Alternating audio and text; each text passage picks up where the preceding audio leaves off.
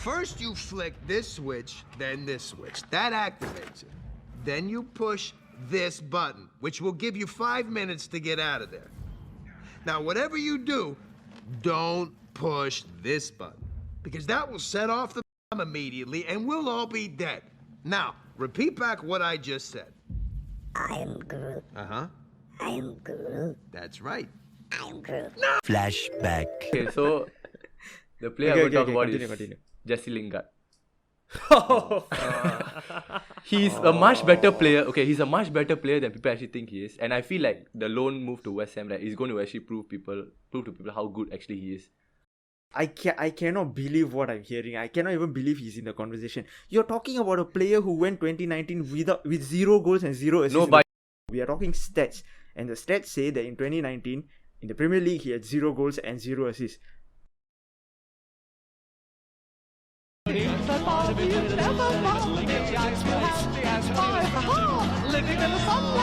in the moonlight, having a wonderful time. Having gone for long, I don't need a lot, for she's only a star. Living in the sunlight, loving in the moonlight, having a wonderful time. Hello, ladies and gentlemen, welcome back to the third episode of the Next Team podcast. Joining you all today is the usual suspects. I'm your host BK. We have Vikas, Tarun, Arjun and Pramod. So, a lot has happened this week. Man U... we'll start with Man U, okay? Man U have gone from winning 9-0 at Southampton to just a few hours back choking their lead to Everton, who scored in the 95th minute to draw the game.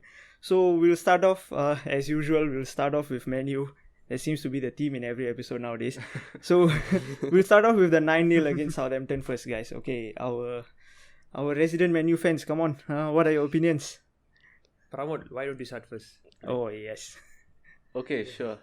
Okay, so I think for the Southampton game, it was tactically, I think it was a good game by Oli. The fact that 7 different goal scorers were involved showed that Surprised. we're not really, show that okay there was some form of build-up play and stuff. If not, there wouldn't be 7 different goal scorers. And the point of me stressing upon the individual brilliance, I guess, doesn't apply here. But I've also got to stress that the Southampton team we played had 9 men at one point, and also one of the men got sent off in the second minute. So and they didn't play their star players like Vestergaard and Djenepo. So I guess it's not a good measurement. But and one of them got wrongly sent off as well. So okay, fine, so, that's fair. So I haven't really nothing much to say about it, because I guess we are back to square one when we do with Everton. But I don't know. What do you feel about it, Vikas?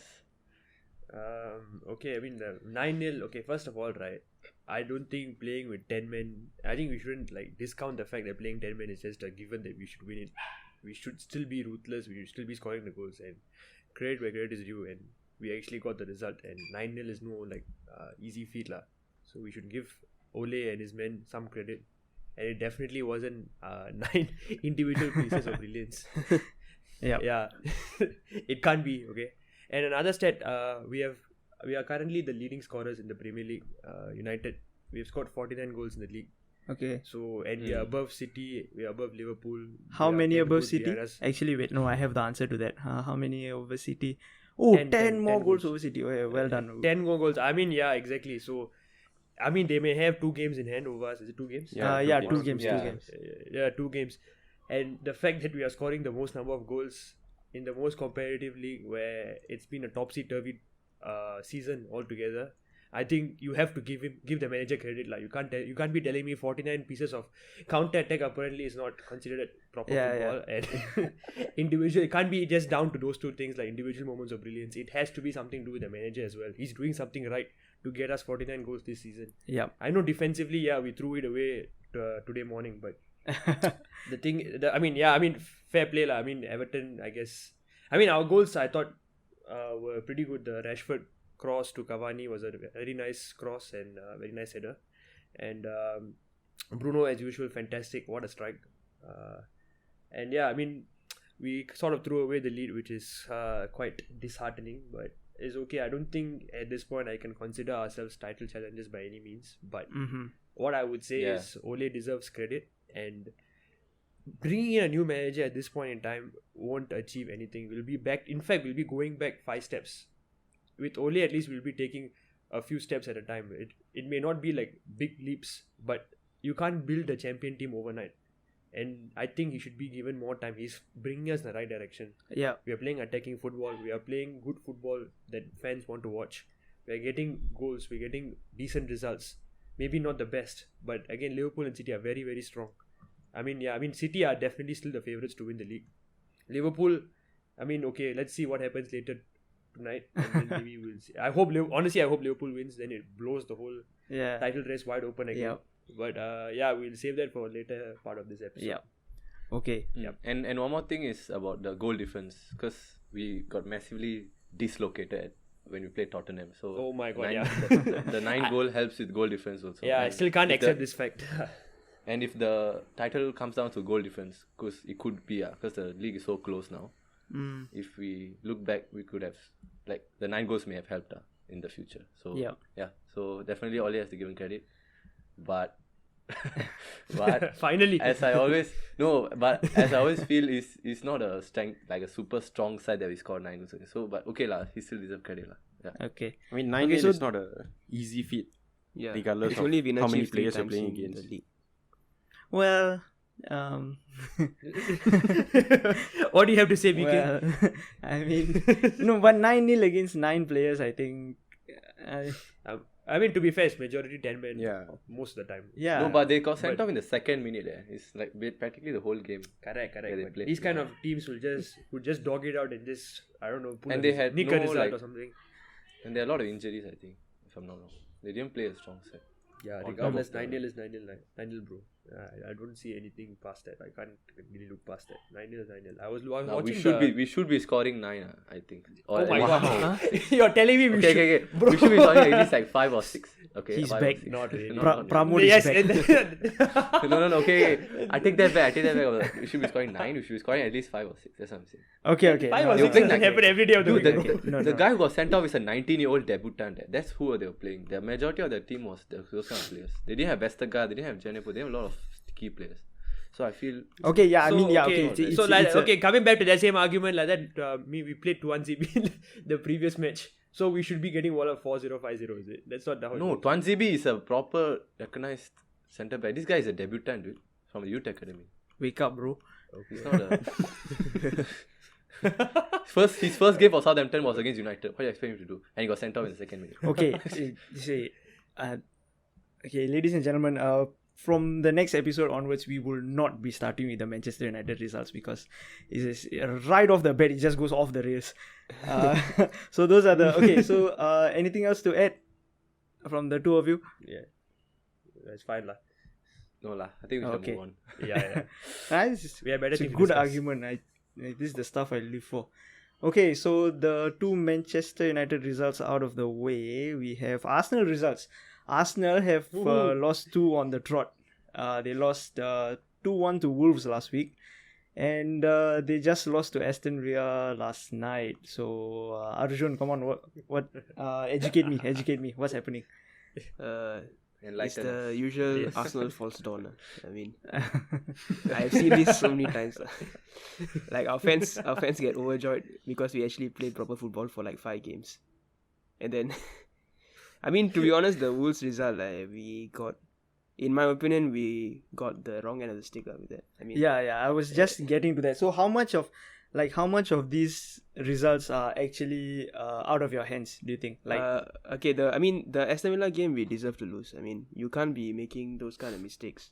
You know, for those who didn't watch, basically Cedric lays it off in his own defensive third to Gabriel, but he underhits it, and so Bertrand Traoré is always going to be getting to that before Gabriel, and then he basically squares it. Watkins hits it, it deflects and it goes in. But it's like we're handing opportunities to a team that's already in form. So yeah, the Aston Villa game, I can't really have any complaints about it. We deserve to lose. In fact, if not for the keeper, we probably would have lost that 3-0 again, honestly. Watkins had like 4 or 5 chances. Oh. And yeah, Ryan made a lot of good saves. So yeah, I Watkins guess that's a is positive. really ripping up the league. Yeah, he Yeah. is. and I decided to bench him. That's Yeah, but that's getting FPL. That's FPL. That's FPL. Yeah, we'll by come the way. back to it. Yeah. We'll come back to it. yeah, Later. but getting back to the I heard Emi Martinez had a very yeah, good he game. did. Yeah, he did. Saka, he had a free kick and he was destined for the top corner, and then Martinez somehow, even though he's a giant, saw he that made save. space.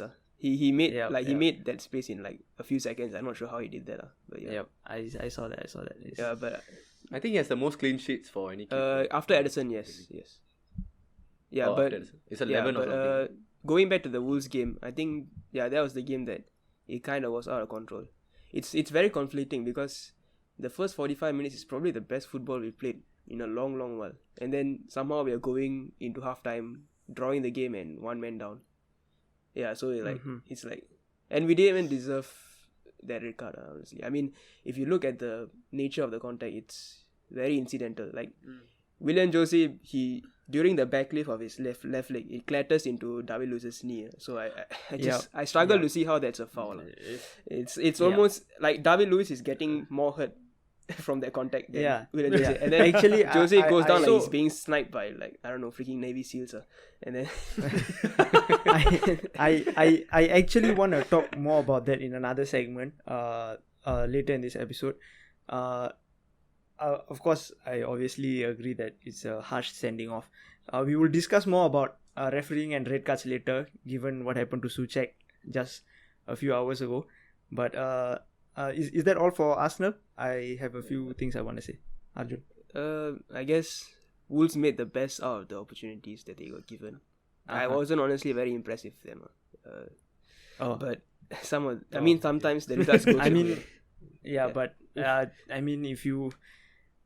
if you take into consideration that the red card is kind of it's a dodgy red card, maybe you guys could have pulled it back with 10 men. Actually, I'm waffling. I've got no idea what I'm talking about. Let's just keep it. Actually, what I was gonna say is that it's not that they overplayed us or like they outplayed us. It's just that they were given gifts by either the referee or our team as well. Because our team, we should have been 3-0 up honestly within the first 45 minutes. Is what I'm trying to say. And then so like I'm giving credit to them in a way that they even though they weren't really in the game until that decision, they stuck to it. And then fair play to Moutinho. That was a very, very good goal. And just things didn't go our way, unfortunately. But Wolves long term, I still think they're going to struggle for a while. It wasn't really the turnaround that people are thinking of it. Yes, yeah. Okay. Is that all? Yeah, I think that's all. Okay, moving on to the love of my life, Liverpool FC. We have lost to Brighton and Hove Albion. Yay! Let's go, boys. The tricky seagulls. Not really. I'm dying inside. You're euphemizing Yeah, it. I'm dying inside. No, but come on, bro. I mean, Salah missed I wouldn't say a sitter, but it's a 1-on-1, and Salah. It's a trademark Salah goal, right? Like it's the 3rd minute. He's 1-on-1 with the goalkeeper. He's charging in from the right hand side. He's cutting into his left, and then he manages to miss. And when I saw that, it was the 3rd minute, and when I saw that, I thought to myself, this is gonna come back to bite us. And surprise, surprise, it did. This is it hurts, man. It hurts. But I don't know how. There's this recent. Before I go on to that, Tarun, do you share the same sentiments? Yeah, I definitely do. It was one of those matches where, it's like the first 10 minutes, you can tell it's going to be a 0-0 or a 1-0 loss. Yep. And that's what happened. So it was just drab, uninspired. I really don't know. Yeah. Actually, what's going wrong with Liverpool this season? Actually, honestly? so that's the They weren't debate that now. bad. So the debate is like there are certain people who are saying that, you know what, Liverpool shouldn't be given any like free passes or anything. Like you shouldn't play the injury card or anything because like they are genuinely having like a bad season. They are playing poorly. And then the other side says, you know what, lay off them a bit because they are struggling with injuries and all that. And honestly, I do not know where I fall in this. in this, because I've been thinking about this for the past 3-4 days, and I really have no idea which side I fall on, because it's true that we've been unlucky with injuries, but some of our performances are so uninspired that it's, you end up doubting yourself. It's like, you know what, maybe, so what if we had Virgil van Dijk or Fabinho or Jota for the game? Okay, maybe Jota might change things, but like if we had Van Dijk, would it really have changed like the outcome? For example, the Brighton loss or the Burnley loss, would it really have changed anything? Personally, I think. Oh, wait, give me some time to think. Personally, I think maybe not. I think we shouldn't give Liverpool the injury pass. I'm still. Yeah. Can I back you up on that? I also feel the same thing. You can continue. Okay. I completely lost my train of thought. You can back me up now, Pramod. Okay, so basically, right, I was watching something the other day. They were talking about how United won the league with like Carrick and Fletcher playing centre back and Giggs playing left back or something. And granted, it was Ferguson who played that kind of a formation. We still won the league. So injuries happen to every team. So it's about the manager's talent to like manage the injuries and cope with the squad he has. Yeah, so I actually agree with this. Yeah. So it's your attacking threat that is not causing any goals. So defensive side is okay. So I feel it's your performance. Not really. Our attack is not firing, and then we send Minamino out on loan to Southampton, and then he scores in his first game. So who could have seen it coming? Yeah, it's quite funny, honestly. Yeah. You guys are known as the mentality monsters, right? You all lose the Champions League in the final to like a blunder from Karius, and you win it the next year. So I feel that mentality is now like crumbling among the Liverpool like dressing room. Yeah. So I don't know lah. Hopefully you all bounce back. Yeah. Although I don't want you to. I personally think they still have a lot of star quality in their team. So like, I guess this is just a temporary blip in form. I think finishing top 4 could be priority for them this season, but that doesn't mean that next season they are not title contenders lah. That's what I'm saying. Like once Van Dijk is back, they are as good as any other title winning team in the league. Yep, fair. To the Liverpool fans, they all see it as like an end of an empire like that. Like 4 years of dominance in the league, and now it's like, bro, Anfield is not burning down, bro. What? Wait. No, like you know, every team when they win the league, they have like one like a very good season. The next season they like crumble. Like, you know, it's okay. If if we have to stumble, then we stumble. These kind of things. You are bound to get some sort of like how to say that, like there's always going to be problems, you know what I mean, like so I guess the question is, are they on the other side of the mountain, or are they just having a slump? I don't think they're on the other side of the mountain. Yeah, same. I also think they have a lot more to offer. Yeah, we still have quality players. We have quality players coming in. We have Curtis Jones and Harvey Elliott, 17 years old, ripping it up in the championship. So the future looks all right, you know, like we are not like we are not doomed. That's what I would say. Tarun, I just get reminded of the Chelsea league, when they won the title the next season, they like finished 8th or 9th. Yeah. So it's like I'm always like likening it to that. Okay, kind of I sincerely hope that we don't finish 8th this season now. But yeah. Oh, that would be bad. Yep. That'd be beautiful. Okay. Tarun, I want to hear some of your. Not to put you on the spot, but if you want to say anything about. Going back to whether Liverpool should get a free pass for injuries, I agree. I don't think it should be a free pass per se, because we are playing badly. But I feel like the bad form is a bit of both. It's a bit of both injuries and players not performing. Yeah. So to some extent, losing our defenders has affected us. It's affected us more in midfield, because we're missing the Fabinho, missing the Henderson, and we're missing the depth in midfield to play through the middle or whatsoever, even though we have Thiago now. So I'm not sure why we're not doing it more, but we don't have that solidity in midfield, and I think that's hurting us at the moment. And we do have players out of form. We have Salah missing sitters, or maybe just a one sitter for the last game. So I don't know, it just feels a bit inconsistent at the moment. It's a very up and down in terms of form. Hopefully we get a bit of consistency going. So because that's what helped us win the league last season. We had the consistent turn of results. We were able to grind out the 1-0s and the 2-0s. which we're not doing this season. Yep. And whether that's because we are missing Van Dijk or we don't have that solidity in midfield, I'm not sure. I can't really say. But I just hope we get it back ASAP.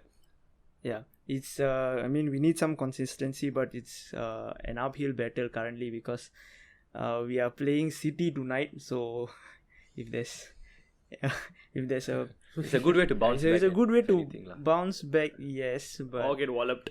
Yeah. yeah, It's either going to exactly. be one end or the other. No Yeah. in between. Yep. But knowing Klopp, he We're would sounding probably like Michael really Owen right out. now.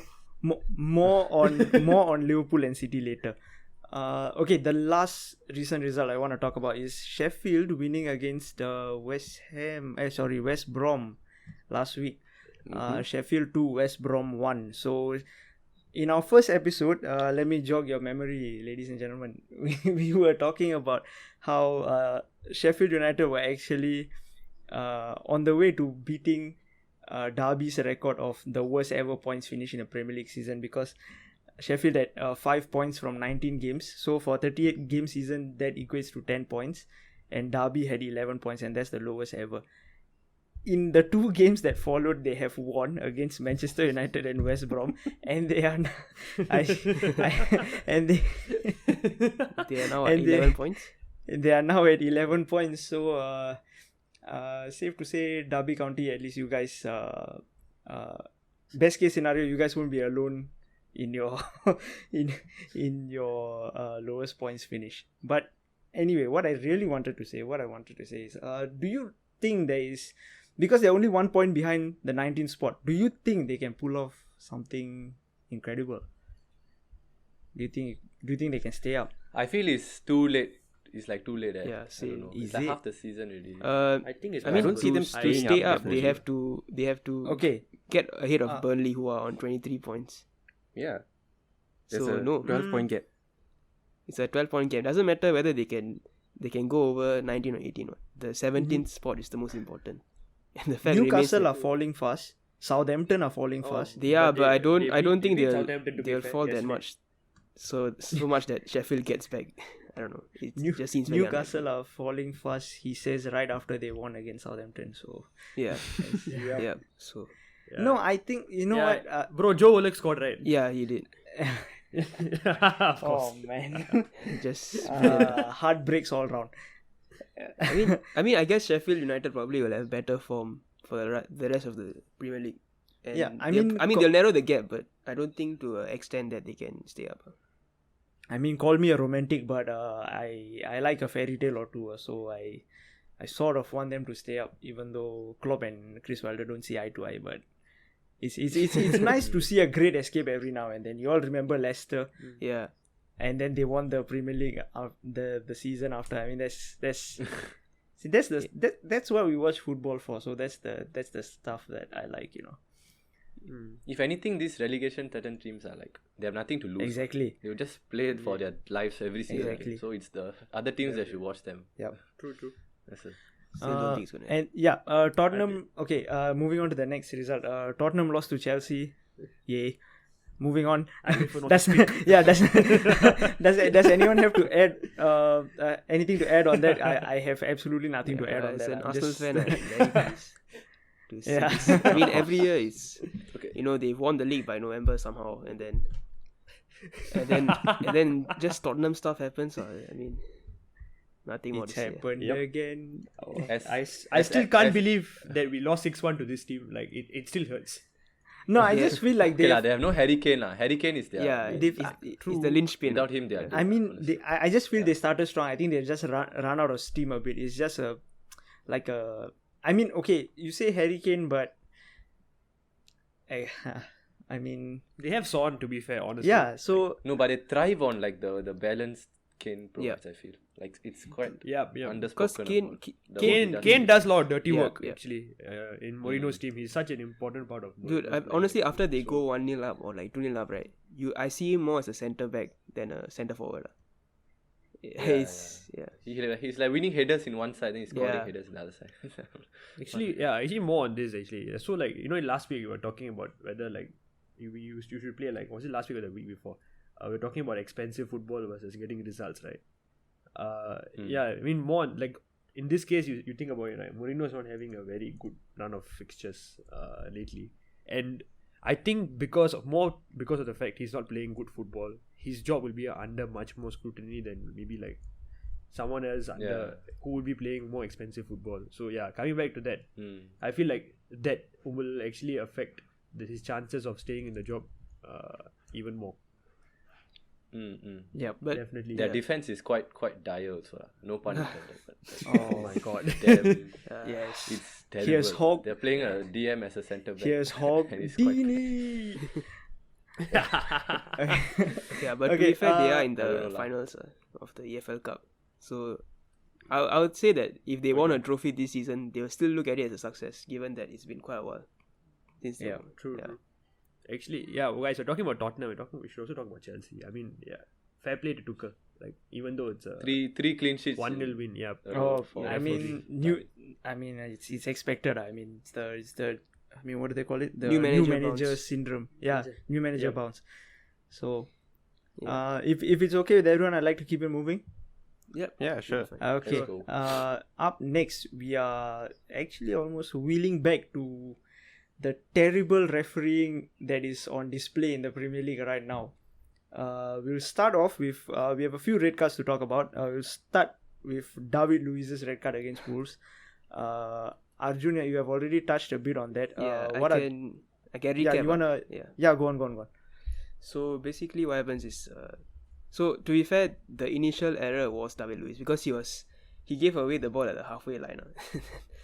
So just usual David Luiz things on the stroke of time, and then they play a very good ball in behind. William Jose is 1-on-1 the keeper, and what happens is that as he's going to shoot, he starts basically clatter into David Luiz's knee. So David Luiz had no intention of fouling him. In fact, he wanted to steer clear of him because I'm pretty sure he's thought, okay, even if we concede, it's better to have 11 men, right?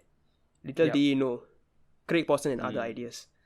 Yeah, Yeah, I mean, and then Okay, I have. Okay, Yeah, I'll go ahead. so- okay, so So I mean, I guess it is a penalty because if you look at the letter of the law, they don't really specify on circumstances. So if it's contact, I guess modern game he's going to go down, and if they give the penalty, Go on. fine. I was okay with the penalty. I was more we annoyed have a about problem. Oh no. Oh no, What? Arjun. Yeah. Hello. Okay. Hello? Let's, Hello? yes, go on, Arjun. Continue. Yeah. So where did I leave off? Sorry. I. letter of the law. yeah, letter of letter of the law. Sorry. Yeah. Sorry, boys.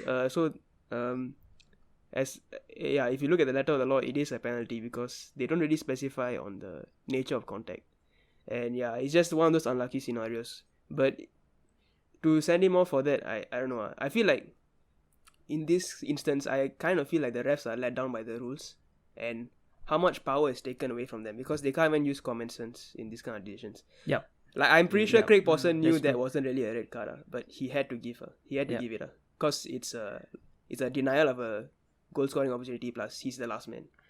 But if you look at the exact foul, but it isn't really a red card. But isn't that the rule? Sorry? But isn't that the rule itself? Like if Yeah, if that's it's what a he's saying. denial Yeah, that's of what I'm saying. a- That's why I'm saying the ref are being let down by the rules. Oh, Because I mean, common you're- sense tells me that that's not really a red card offense. There should be a yellow card at the very least. so you're arguing that it should be the nature of the contact itself rather than. I feel like denial that of a should be goal taken scoring into opportunity. context. I mean I think that's fair. Yeah. Okay. Yeah. So Yeah, okay, so that's a bit more Personally, I see it the other way. I mean, if it's a denial of a clear goal scoring opportunity, no matter the nature of the contact, I feel like it should be a red card. but That's my okay, view at so least. what But there shouldn't be triple punishment, don't you feel? There's What do you three mean by punishments triple? here. One What is do you red card, one is penalty, one is 3-match ban. Do you No, think that that's all not three violent punishments conduct. are involved? Oh, that's David not a Luiz didn't 3-match get ban. three- That's a yeah. 1-match ban. Yeah. Or 1-match ban, sorry. So you look at how much of an impact that one Yeah. contact has made. But that's So I the feel- nature of Yeah. a red card itself. No. I mean, one goal is also worth quite a bit, right? I mean, to the other No, team. but not all penalties are triple punishments. Right? You get it? So now that there's a triple punishment here involved, Yeah. it's quite. I That's still feel it's true. quite harsh. I That's, mean, that's, I feel it's harsh as well, but I like siding a bit with Arjun. It is the nature of the game. It's written in the rule book.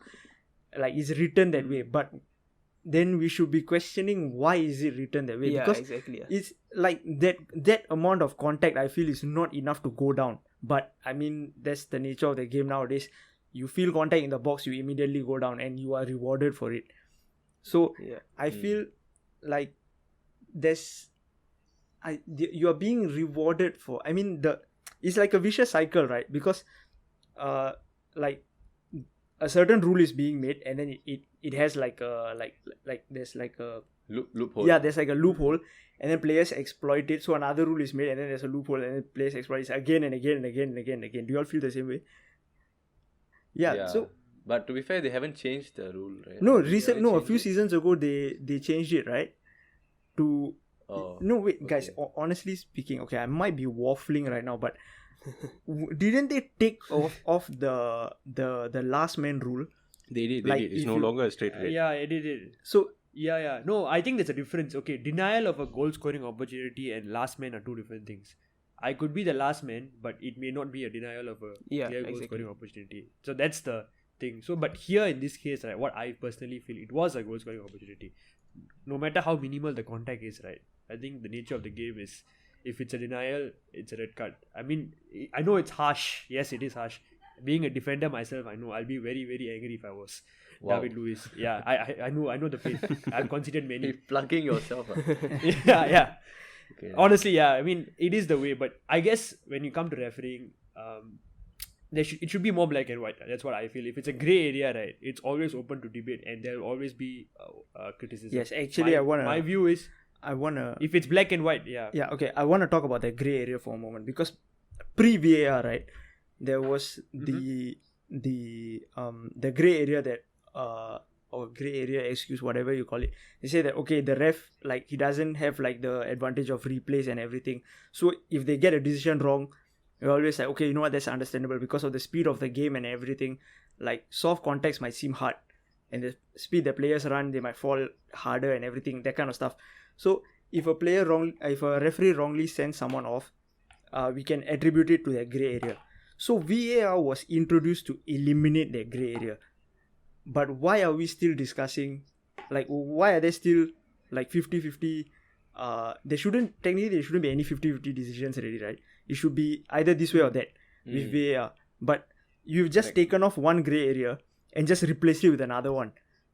So, like, that's why I feel that's my sort of annoyance with VAR. Like, do you all what do you all think? Yeah, It's warranted. I agree. It's definitely one drawback of VAR that it's so, like, it's so inconsistent, I Yeah. guess. Although it's like the camera showing angles, but like, Yeah. you can show I feel the it's referee confusing 15,000 for angles, everyone. but- Yeah. I feel like every team gets those kind And- of like poor decisions nowadays. Yeah. Yeah, Moving. it's definitely And not Arjun, I have one aimed more at. question. See, you were talking about David Luiz. Yeah, Oh, we sorry. are. Go on. We are talking about David Luiz. Whoever Yeah, asked the question. Oh yeah. Oh no. So I was asking you off the podcast the other day about how you feel about the persona surrounding David Luiz, that he's one of a time bomb, right? So when referees see this kind of a player making a challenge, they automatically stereotype it to be like red card foul or something. Yeah, like that. Do you think that has I something to guess do so, with the but- results? Yeah, I think. Yeah, I guess that's fair. That's That's an fair. interesting point. Yeah, it's an interesting Yeah, point. But- like the reputation precedes the player. Like, that's what you're saying, right? Yeah. Yeah. Let's say someone like, I don't know, Juan Mata Yes. or like Rashford does Yes. that. He probably is not getting Yeah, the red that's the card. thing. That's my I main mean, argument, simply. honestly. But I guess that's human. That's the human side of the game. I guess you can't really take it Yeah, away. Yeah, but I mean, it But you shouldn't can't be bring that into tolerated. the. I feel, I don't know. This man. No, but you can't.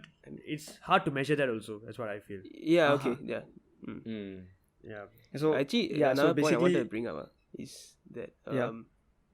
if you saw the FA decisions on the Bednarek red card also, and then the David Luiz red card, yeah, and then they overturned the Bednarek card because Bednarek's red card was overturned. Yep. yeah, and then I feel like that's just them trying to save face, because the Bednarek red card, let's face it, didn't really have an impact on the outcome. By then they had lost by a huge margin. Yeah. That's But true. if they admit that the decision to send off David Luiz was harsh or wrong, then they are pretty much admitting that we were robbed of some points, or like we were. I Do you get what I mean? I Because think- that brings yeah, into question but the I legitimacy think of the result. yeah, that I think the FA sometimes they sort of hide behind the rule book, because like anything just point to the rule book. But when you watch the game, personally I feel it doesn't warrant a red card. I don't think. And okay, just take a look at. I'm maybe going off on a tangent a bit, but take a look at how far the game has come. Because in the 80s, a 2-footed challenge and scolding the referee's family members might get you a yellow card. And then we have come to the era where you catch one stud on a guy's boot and then like, okay, you're sent off all of a sudden. I'm talking about David Luiz, by the way. Yeah. So like how I have a lot of problems with it. We can just go back to the 2010 World Cup. Remember the Spain versus Holland? The number of the guy could have died. The guy could have died. And that wasn't even a yellow card at one point. Yeah. It was barely. By the way, to the guys who don't know what I'm talking about, it's the challenge on Xabi Alonso by Nigel de Jong. Nigel de Kung Jong. Fu Yeah. tackle. And that is Starts on the chest. I think to date, I think that is still one of the worst challenges I've ever seen. Taking a leaf To the out of chest, Cantona. Yeah, it's to the Who chest. was the ref that match? Howard Webb, bro. I think it was Webb. Howard How could Webb, you forget yeah. Howard United, Webb? of course. It's another English referee, Yeah. freaking useless. And also speaking about referees, guys, do you feel like they should be fined for like? Hold up. This is another Yeah, interesting I thing. wanna get before we get there, I wanna talk about okay. So we have differing opinions on David Luiz red card, correct? Yep. Okay, so here's a red card that we can all firmly say that is not a red card, and that is Souchek's red card earlier this morning. It is an absolute disgrace. All of you have seen the footage, right? Yep. Yeah. Yep. It's Yeah. unbelievable. Apparently Mike Dean took about 5 minutes or something, a bit more than 5 minutes to look at the replays, and he looked at the replay and he still gave a red card. VAR, okay, I mean, I know I just criticize VAR a lot, but VAR have done the right thing and they've given the decision, like they've told Mike Dean, it is your call to go and look at the monitor. He spends so much time. Souchek barely catches the guy in the eye. He's just lifting his hand up, and then he gets red carded, and it's a 3-match ban for violent conduct. It is unbelievable. Yeah, And and Souchek has been so vital to their Yep. team. So That's it's gonna gonna hurt them. affect everything. Yep. Yeah. here's a little stat for you. Mike Dean showed the red card, and now Mike Dean has shown 7% of all red cards ever shown in the Premier League. Wow. That Do keeps you on feel giving. like those kind of referees are a big problem in the game when they think it's about them and not about officiating properly and investments? I feel like Mike Dean is one of those personalities who likes the controversy. The spotlight. Yeah, the limelight. spotlight. Yeah. The spotlight. And then like just the way he acts on the pitch is not very professional in my opinion. But yeah, it's I mean, you want to be in the spotlight.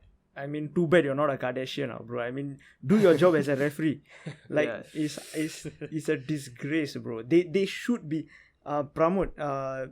Coming back to your point, you were saying that they should be held accountable and everything. Like there Or was like we always ask post-match interviews to like a player who does a red tackle, Yeah. a foul or something. Yeah. Why don't you like actually go ask the referee? Hey, why do you give a red card? Oh, Like, the what's your FA will reasoning? never If they can allow explain, then. yeah. Like But why though? Aren't they part of the game also? no, because the FA that's wants my to point, save lah. face. What I feel like there's no way they are allowing to they are agreeing to that, because like they provide explanations after the matches. They're like they give like official explanations that is not typed out by the referee. Like the referee gives his 2 cents. Like he tells someone from the FA what he saw, and then the person from the FA types that out in the most PR friendly way possible, and then they just like it's a, I don't want to say a lack of taking responsibility, but Management, is it? no, a lack of like they don't want to take responsibility. I don't want to say it's that, but they certainly make it easier for themselves. Because if you interview a referee after the game, right, they will be put on the spot, so they might just waffle, and the FA might get in trouble. People might might be complaining to the FA. But they shouldn't go scot-free. Yeah, that's my point. Some form of punishment. Whether like you ban a player if you get Wasn't why don't you there ban a referee? actually? I forgot the name of this guy. Wasn't there a referee who got demoted to the championship a few? I've heard of this actually, but I do not know what's the name of the guy. Don't worry, don't worry. It's quite some time back. I remember this. I'm asking my best friend. Yeah. Do you guys want to know who that amazing referee is?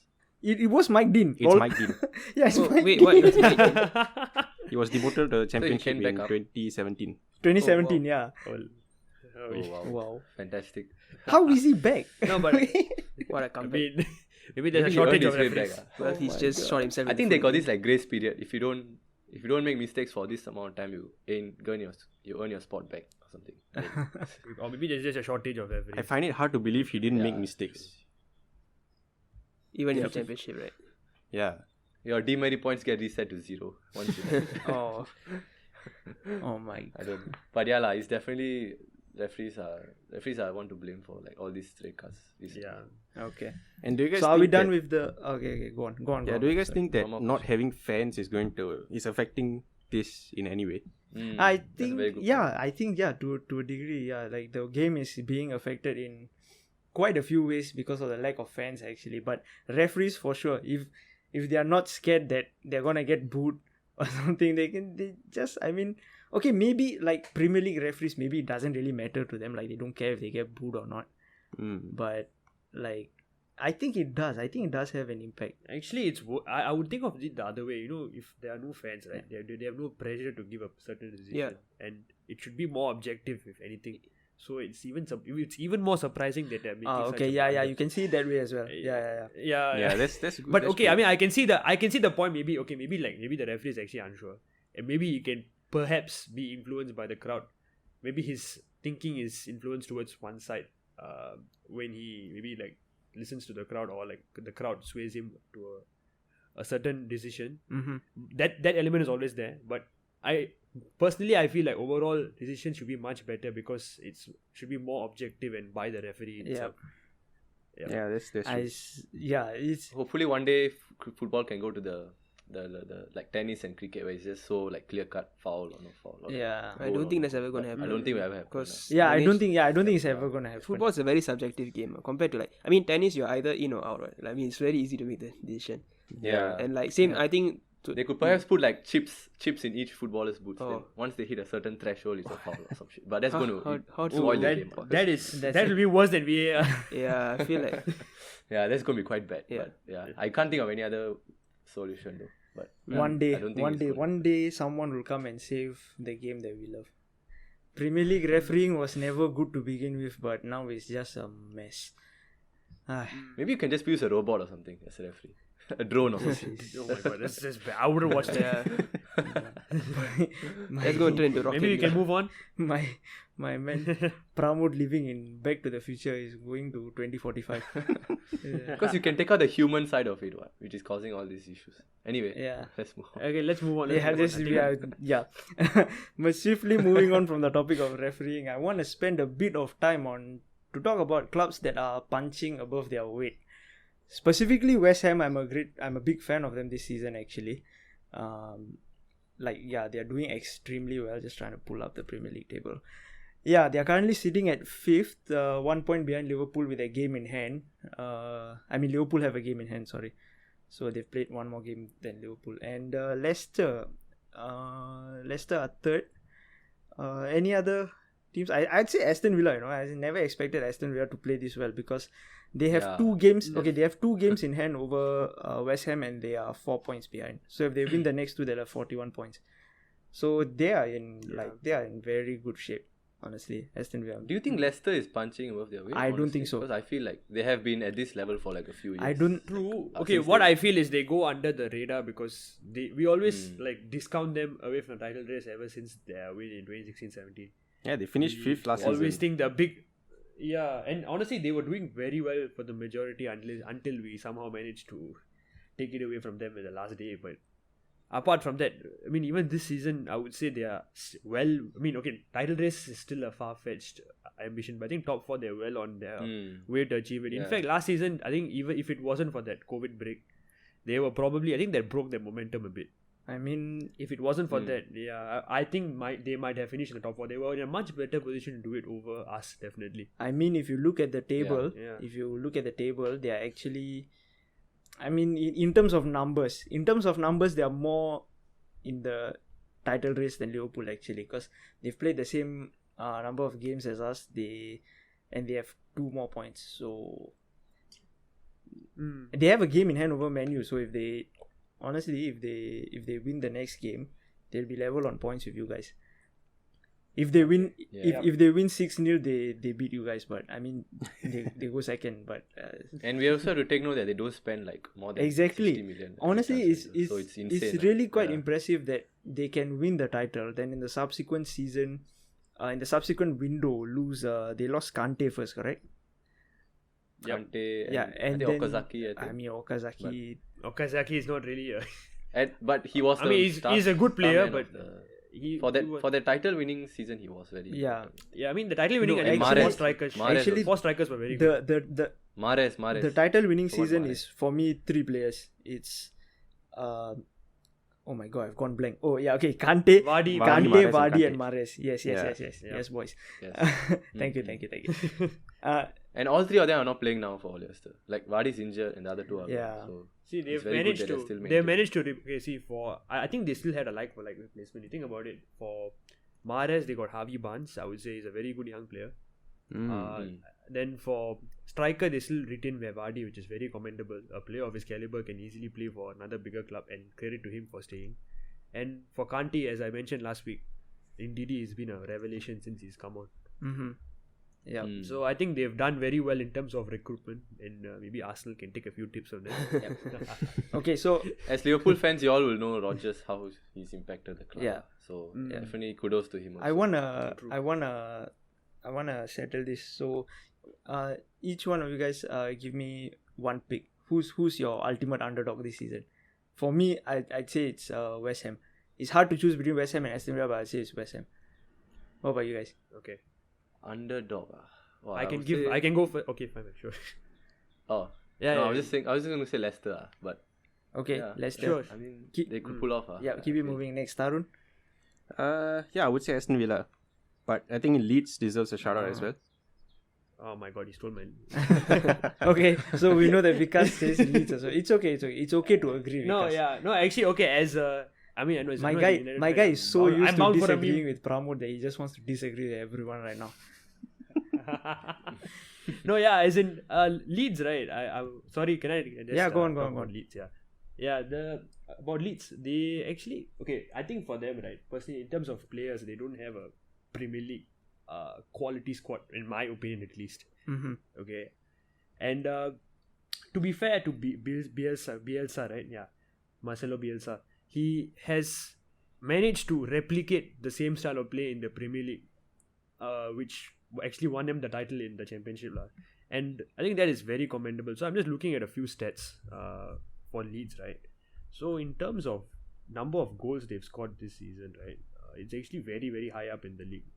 They've actually on level with Aston Villa and Chelsea in joint 5th. Actually, you could even put it as 4th place, honestly. They have 36 goals this season.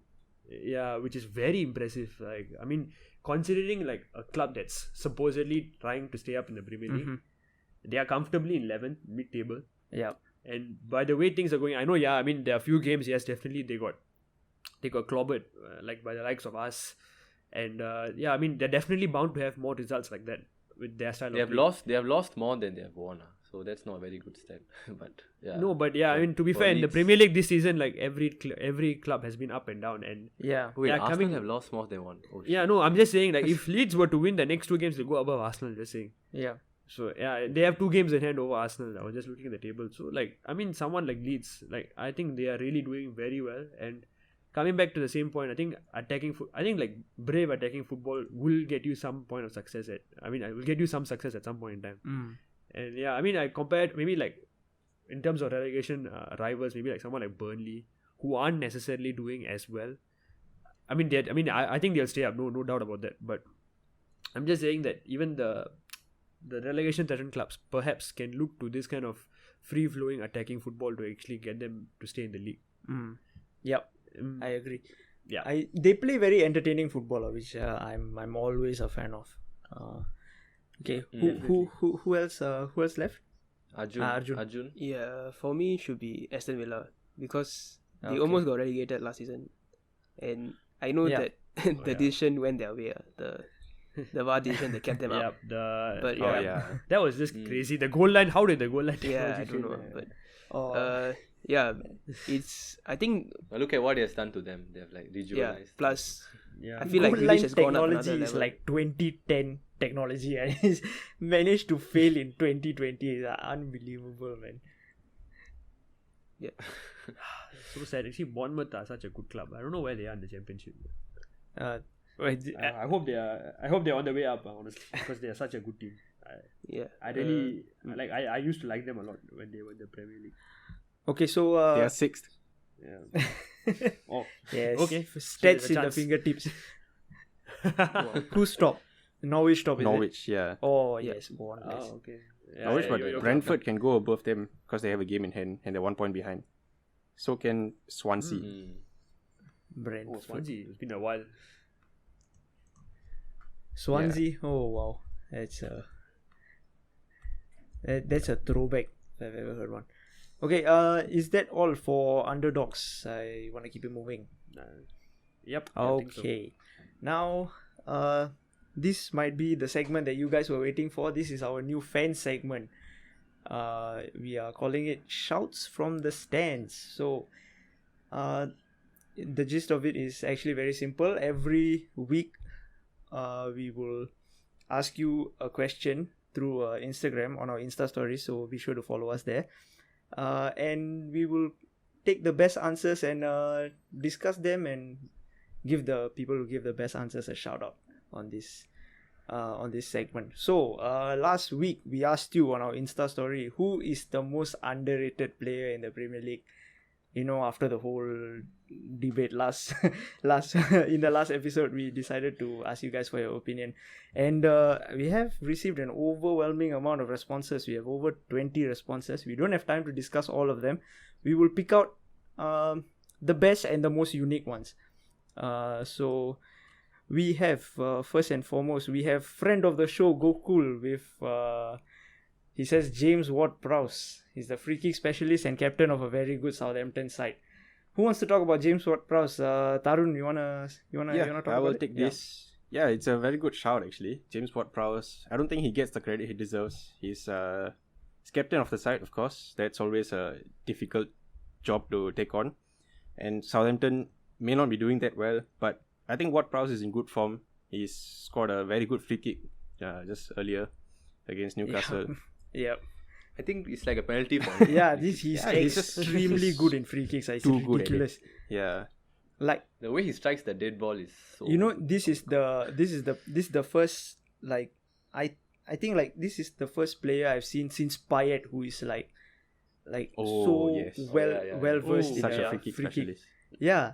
Once you see him put If the ball it's- down, you if know it's- something. I think that's his 10th free kick. Goal. Yeah, if it's at 25 yards, it's gonna go in. It's crazy, honestly. Do you think you should be playing for England? Oh, Yeah, I think he is, should be. isn't he? Isn't he? Really, you think I he should think be he's playing good for enough. England? I mean, okay, yeah, he's a dead ball I think specialist, he's in but a but I think he's been. I mean, apart from that, he I think deserves to be in the performances squad, no on the doubt. pitch. I think yeah. England will take him for. But there are too many better midfielders, though, I feel, in that position. Yeah, but I think he'll be in the squad for sure. Like if you Yeah, get a yeah. free kick in the 92nd minute, bring on James Ward-Prowse. Yep. Yeah. Like purely for that. Okay. Yeah, that's a very good Yeah, shot. yeah, of course. it is. Super. And then up next we have T Howen. We asked for one underrated player. My man T Howen, you are a solid dude. He's given us 5 answers. We don't. Okay, so I'll just say all the say what he submitted. You know, just to discuss. He said Thomas Souchek, Jared Bowen, Harvey Barnes, Ezri Konsa was a very good player. I'm a great fan of him, and Wesley Fofana. These five players are like he thinks these 5 players are the most underrated players in the Premier League. I'm gonna talk about Harvey Barnes for a moment because I think he's honestly a very, very, very good player, and Leicester are honestly very lucky to have him because I think Harvey Barnes walks into any top 10 side. Do you guys think so?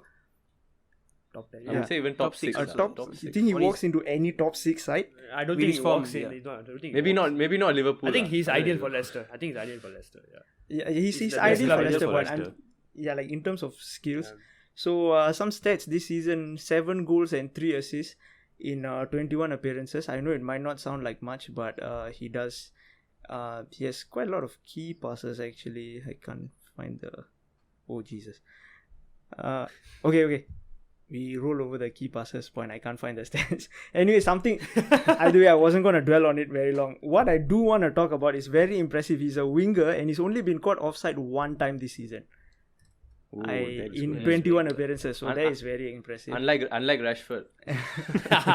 And honestly, I also want to say he has actually very, very good finishing ability. I think he's quite underrated in that aspect. He's a very so good young, finisher. right? He's quite Yeah, young, right? he's a very good finisher. I like Harvey Barnes. Anyone has anything to add on Harvey Barnes? Thank you, T. Howen, for that. By the way, I love to see the involvement. It makes us work harder. Overwhelming. I think he works for Roman Abramovich. When you ask for one player, he gives you 5. Yes, send the 4 out on loan, boys. Okay. Moving Okay. on. Up next. This is a bit. Okay. So. Oh my God. Are you actually going to do Yeah. Okay. Yeah, we have to. Okay. We have to. We just have to include this. At very clean plate says the most underrated player in the Premier League is Pramod. So thank you so much for that. These are his, I think that's a these winner. are his That's our winner for tonight. these are his exact words, by the way. No explanation needed. Clear winner by a country mile. Oh my god. Oh, wait, this is it wasn't his brilliant. explanation, it was our explanation. This is unanimous okay, agreement from everyone here at TNT. Yes, exactly. yes, This, it wasn't his explanation, but this has the TNT seal of approval. So this how do you do is it, a dude? this is our brilliant winner answer. for today. No. Yeah, Week in, week out. we are not going to discuss this. There is no way. This is a footballing podcast and it will stay that way. There is no way we are discussing why Pramod is the most underrated player in the Premier League. Pramod, do you want 30 seconds to make a case for yourself? Oh no, I'll just take 10 seconds to thank Very Clean Plate for recognizing me into this list. Oh, I'm bro. very proud to be sharing the list Oh, with no. people like Scott McTominay and Bukayo. Bro, he's giving a Ballon d'Or winning speech. Oh my god, this guy. I would like to thank those people who have. Okay, never mind. Let's go. See, Pramod. Okay. Let's go. Okay. Damn awkward Unnecessary. No, it's not awkward. Don't say that. Now I have to include this in the episode. What do you mean? Don't be so shy, lah, Pramod. Okay, up next. Okay. Another friend of the show, at Gunamutu_07. My cousin from India. Okay, well, what's he saying? He's saying he says Bissouma is also a very, very good shout. I think Bissouma is criminally underrated. He says he's what he said in his submission was yesterday's result speaks for itself, and he was talking about Brighton, Tottenham. oh my Brighton, Yep. Tottenham, correct. Tottenham, yeah, correct. So who wants to take this? I can take this. Yeah, okay, go on. Yeah, so in the few games I watched of him, yeah, very impressive, honestly. He's that all-round player that any team would be lucky to have, honestly. And the way he's going, I don't see why a move to a top 6 club, in the summer window isn't possible. Yep. I think there was already a few links with United, Arsenal, maybe even Liverpool, if I'm not wrong, in the January transfer window. So yeah, he's definitely a player to look out for in the future. Yeah. And in a way, he's actually quite similar to what Partey does. Like very similar mold, where he just sits in front of their back four, and he's got such a incredible engine. Like he can cut off like passing lanes. He's usually the guy who intercepts like very dangerous moves by the opponents. And then immediately one thing I like about him is immediately he's got his head up. He's looking for outlets, and so like he's a very efficient player in that sense, where he doesn't really waste time and he's able to release the ball quickly. And Not to mention, he's a very good shooter of the ball. His long shooting is pretty good. I mean, he's got a few bangers this season. Mhm. Yeah. So yeah, very all. What's with African DMs? Yeah, what the heck? They're all so good. Kante, Yeah, I have- Smarte, Ndidi. Yeah. Yep. My guy, Yeah, I actually have my a, guy I have a can't stat taste about French. him. I know, but he's like, I mean, Bro. like- Oh, no, okay, no, I mean no. like black. No, black no, no, DMs. no. No, as in like I agree with Pramod based on reputation. Yeah, I do. Yeah. Yeah, I mean, Yeah, I African I get what descent, you mean, African Pramod. descent. I'm just winding you up. Don't turn me into a meme again, because I turned into a meme last week, and I'm coming for Oh, you. bro, the no, next no, week. no. whoa, I am the, whoa. I am the, I am the biggest meme this week. You guys, Okay. just okay for the people who are listening. These guys haven't seen the intro yet. Like the remaining guys haven't seen the intro yet. I've already made the intro, and it's gonna be amazing, guys. Just check it out. Anyway, okay, a bit about Actually, Bissouma, sorry. Can I just add in? Yeah, okay. Can I just add one thing about Bissouma? Okay, go on. His tackles for the season, right, is only behind Wan Bissaka actually. Wow. Okay. He's second in the league actually, 60 tackles, and Wan Bissaka 66 tackles this season. Yeah. So that's a very impressive stat Yeah. in my book. And I honestly didn't know much Yeah. about Bissouma until the shout out. So Di- thanks Gunamutu. Thanks, bro. This is why we like we plan to involve you guys in the show. It's always good to have extra voices. This man And, knows ball. Yep. Yeah. to say. Okay, one last question about Bissouma. Do you all think that Bissouma is sort of that perfect cross between a player like Jefferson Lerma and Ndidi? Do you guys think? I feel like he's a blend of the two players, even though Jefferson. I don't know much about Lerma though. I mean, Yeah, I kind of everyone agree knows with about what Bournemouth, right? BK is saying. He's But- sorry. Yeah, I kind of agree with what you're saying. Yeah, he's that. I just don't know. He's not the complete Ndidi type of player.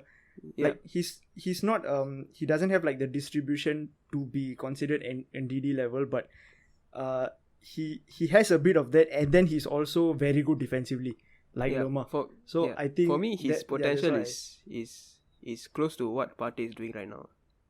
yeah. Like Yeah. that's definitely. that's just like the first player that hit me when I tried to compare. It's like he honestly just looks like a younger Partey who's maybe a bit more raw and like a bit more inconsistent, but he's definitely shown improvement over the season. So. Yeah, he's been amazing. Mm-mm. So thank you Gunamutu for that suggestion. For that shout. It's a brilliant shout. Awesome. Up next, oh, this is gonna be good. The downfall of BK. Yeah, at step A, I hold my hands up and I admit it. Okay, at step C, says JLINGZ, Jesse Lingard is the most underrated player in the Premier League. And then he says, and I quote, "Cause I dare you to find another player who had his form. He'll shine at West Ham United. My guy, you and Pramod must be connected on some telepathic level because Jesse Lingard just got 2 goals on his debut and has made me look like an absolute clown." So, Yep. JLINGZ, okay, our resident JLINGZ, at this point, JLINGZ, Jesse Lingard's agent, Mr. Pramod, please go ahead. Okay, I'll keep it short because we got one more player. But anyway, on retrospect, I now feel like what Arjun said last episode. Maybe underrated is a very strong word, but definitely people start to compare his off-pitch, his off-pitch antics, like his whole JLINGZ brand, his merch. Mm-hmm. I think he does like a lot of YouTube channel stuff also. Then you see people who do that and then they don't perform on the pitch. Then you immediately like put a lot of focus on this player. Oh, you're not doing this on the pitch. How can you like bother with all this off-pitch stuff? But actually, if you think about what he has done for the club, he's been very, very loyal. Even though he has not played for a while, he's been very loyal. He has scored a winning goal in the FA Cup final that under Van Gaal. He won the Youth Cup with Pogba and like Ravel Morrison when they were all in the youth team together, which also plays a part when you're all climbing together in the ranks because it holds the bond together. And he's definitely a player in the dressing room who like keeps the mood up, I guess, because he always like dances around. Arjun knows that because he turned MLS Oh Stadium my to a God. dance floor. He was moonwalking there like 15 times. So, It Anyway. happened once. So, But 50 times. so 15. Oh my no, but I feel like whenever it happens, he's always linked. I mean, Like, it's whenever only you happened play once. against What are United, you he's on always about? linked up. I don't know. I just feel like he like. Okay, I or Babling think- I dance like on what I'm Old hearing, Trafford. Pramod. I just go on, Pramod. Just go on. Come on. The heavyweights are No clashing. lah. Let's stop with that. But okay, basically my point is he's definitely a player to look out for in West Ham. I think will thrive. Yeah, you know what? Definitely he will. I have no right to disagree with you. Yeah, I'll just wait for him to not score for 10 games and then I'll be right back. I'll Yeah, be I mean, right back I on feel And the then stage. it goes on to it's score the only next 10 been games. one game. I mean, plus the Fulham game, so can't necessarily use And that. one thing I like to point out, and Emi Martinez didn't have a very good game against Lingard. That's at true, match. yeah, he did. So like, he could have saved both. Yeah, that's true. Keeper of his Yep, stature, yep, yep. especially Yeah. against Arsenal. Well, we he saw made how up for good it, he was, and, so. yeah, Yeah. yeah, definitely. Yeah, that's true. But bottom line is Jesse Lingard has scored 2 goals and has made me look like a clown. So Absolutely. that's the. Okay, so are we done with Jesse Lingard? I want to move on to the next suggestion. Pramod. Yep. Thanks, Steph, for the Yep. Yeah, amazing thanks, bro. Because no one backed me, okay? Only you backed me. Yes. Okay, anyway, let's move on to our next. Yeah. Up next, we have at Kevin Neep. He's saying Ilkay Gundogan is the most underrated player in the Premier League. He says filled in for Silva since the start of the season and now KDB, overshadowed by Foden and Ruben Dias. Okay, since Vikas the only one left. Vikas, you want to take this? Yep, Yeah, okay. sure. Thanks, Neep, for the shout. I think Ilkay Gundogan is a very good player. It's sort of, I think, okay, when you talk about underrated players, we generally go focus on the lesser clubs. And we sort of trust. I think we don't really talk about the big clubs and the players who actually make an impact but don't really get the limelight. And one such player is Ilkay Gundogan. And yeah, just like what Neep said, KDB, Foden, I guess overshadowed Gundogan's contribution, especially this season. He's been scoring quite a number of important goals for the club. And I just looking at his stats this season, 16 matches, 7 goals and 1 assist. I mean, it's his best return since he has been at the club, if I'm not wrong. Mm-hmm. So yeah, I think he's been doing very well this season. And yeah, I actually liked him since I think I watched him when he was at Dortmund. I really liked what I saw. And I think, yeah, City have a very good player. And it also speaks about their squad depth. Yeah. And how much they have. I mean, they have way more than enough in their Arsenal challenge for the title. Mm-hmm. No pun intended. Yep. Yeah, but yeah. Had yeah. to do that, right? Yep. Yeah, I mean, yeah, it's a very good shout. And Gundogan is a shout. Very good shout. definitely. Yep. Yeah. And yeah, The thanks fact for that the shout, he's Neep. replacing a lot of Man City players who are really very good. Mm. Yeah, he's overshadowing them is a very big thing already. Yeah. So Yep. are you done? Are you done, Vikas? Yeah. Okay. So, okay, guys, that does it for the shouts from the stands segment. If you want to get featured, just simply drop us a follow on Instagram and reply to our stories. It's not that hard to get featured, guys. Yep. And Yeah, by the speaking way, of- it's at Next Team SD. By the way. yeah, In case- it's yeah. all linked in the description. So please Yep, check it yep. out. Anyway, okay, speaking of fan service, we have also created a fantasy Premier League for the next team. So you guys can join. We will put up the link on our Instagram. So please feel free to join. We all start from the same game week, so you guys have literally nothing to lose. You know, you might be losing in among your friends, but you might be win. You might win. You know, if you play with us. So be sure to check it out. It's on our Instagram. So swiftly moving on, guys. We talked a bit about this just now, but in about 12 hours time, Liverpool are going to play Man City. I just want to do a little score prediction, like let's see who gets it right. So I do not want to go first. Who wants to take this? Yeah, I will. Tarun, I- Tarun, The go Liverpool first, fans. Tarun. Tarun should I go. am going for a brave 0-0. Oh, yeah, that's brave. I mean, it's Man City. Yeah, okay, fair enough. Okay. I feel like, Okay. I mean, yes, City are in very, very good form. There's no denying that. But I think Liverpool, I feel like we will play Henderson and Fabinho at the back again, which hopefully is enough to keep a clean sheet. Fabinho's back. from Yeah, injury? Klopp said he should be back for City. Oh, okay. That fills my heart with some hope. Yeah, absolutely. So, yeah, I think that should be solid enough to keep a clean sheet. And at the other end, I mean, I don't have much hopes of scoring, so... and City. So really, there's not much I can predict in terms of scoring goals. So yeah, 0-0 is my prediction.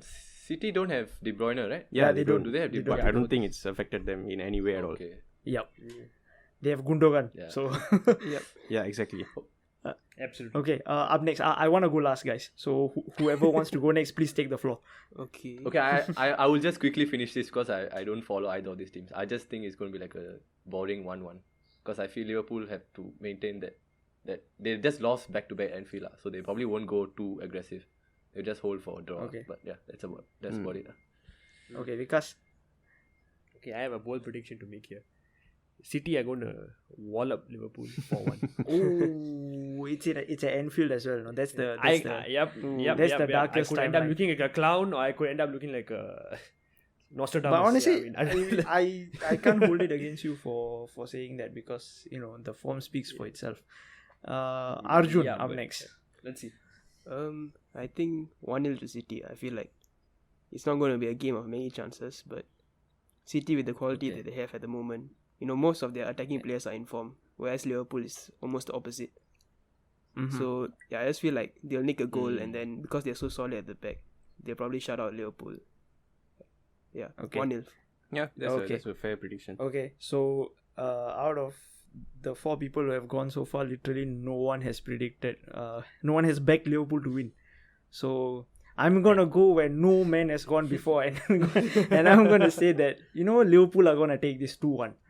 Okay, like I would love for you to do it. I would also love it. I just know that I wanna state for the record that I have absolutely zero confidence that this is gonna happen. But a prediction is a prediction, Let's see what happens. Trying to speak it into existence.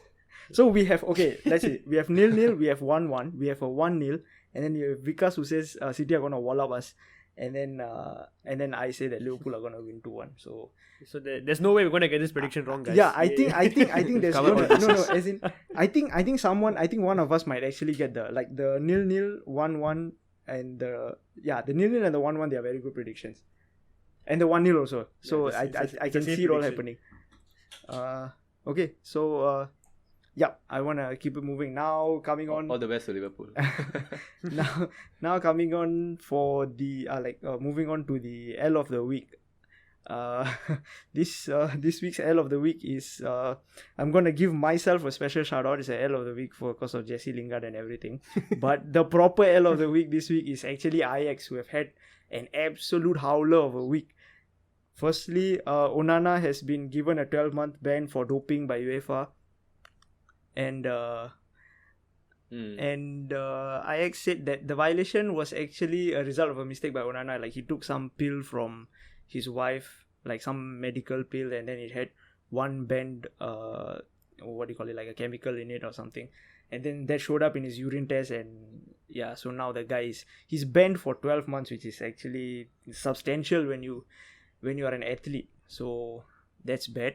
Ajax have lost their number one. That's bad. It's bad for Onana, but Ajax have lost their number one keeper. To those who play FIFA Ultimate Team, how does that affect the Ultimate Team? Does he still feature? I'm pretty sure he'll still be there. Yeah, I think he should be. Okay. Adam Johnson was on FIFA I until heard he went to jail, guys. So Okay, fine. Yeah. Fine. But this is banned, right? I don't know. Maybe it's different.